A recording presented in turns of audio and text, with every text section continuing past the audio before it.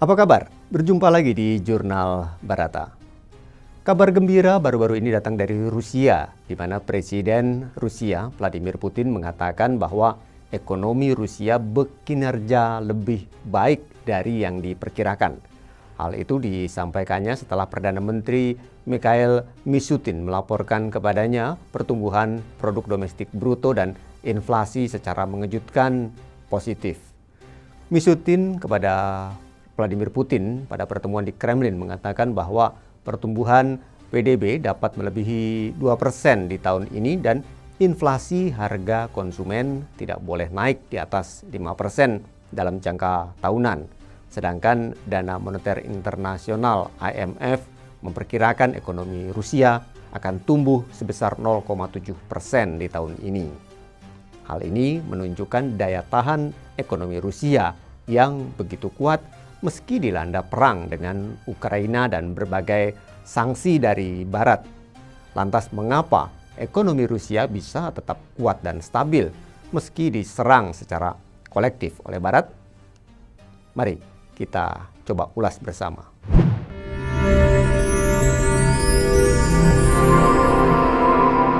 Jurnal Barata.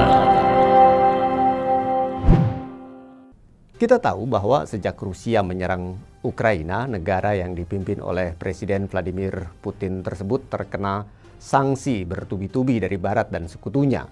Namun Moskwa tidak lantas jatuh karena ekonominya yang terus stabil.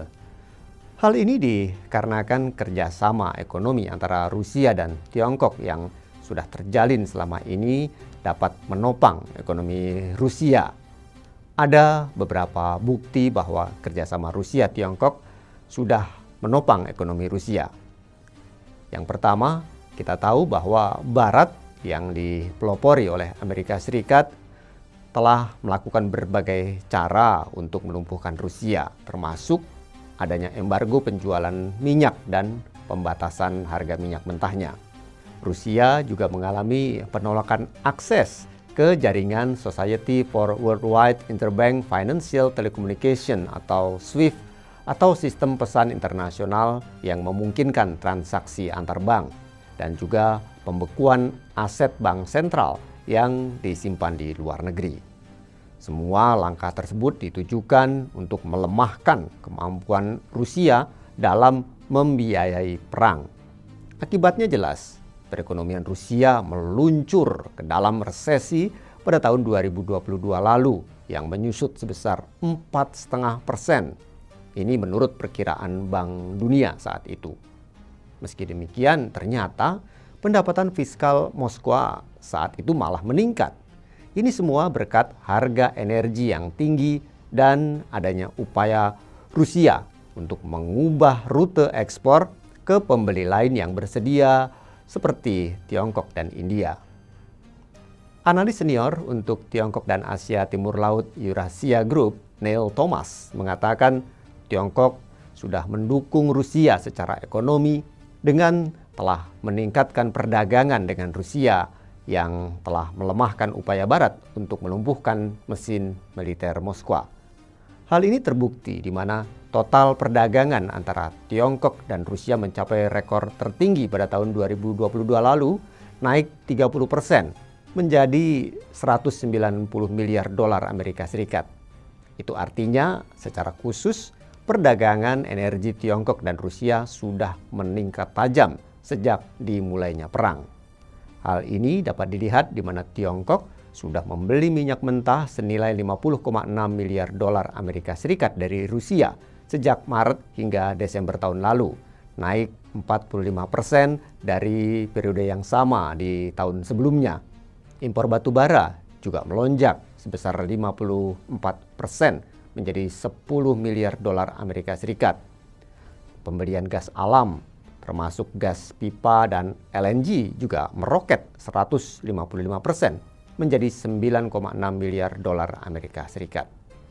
Itulah sebabnya kedua belah pihak berencana untuk memperluas kemitraan tersebut lebih jauh, termasuk kesepakatan antara Gazprom dan China National Petroleum Corporation atau CNPC untuk memasok lebih banyak gas ke Tiongkok selama 25 tahun ke depan.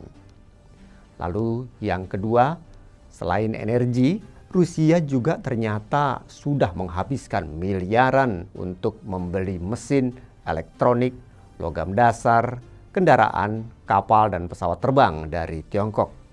Sebagaimana dirinci dalam laporan layanan riset Kongres Amerika Serikat pada Mei tahun lalu, Neil Thomas mengungkapkan meskipun Tiongkok enggan memberikan dukungan langsung pada perang Rusia-Ukraina, namun hubungan bilateral kedua negara akan terus tumbuh karena Beijing memiliki pandangan yang bersifat oportunistik. Menurutnya, Presiden Tiongkok Xi Jinping menghargai dukungan Putin sebagai pemberat strategis melawan Amerika Serikat yang semakin bermusuhan. Tetapi Presiden Xi lebih tertarik pada Rusia terutama karena apa yang dapat dilakukannya untuk Tiongkok. Itulah mengapa yang dapat dilakukan Rusia yaitu mencari pengganti impornya dari pasar barat seperti mobil dan elektronik.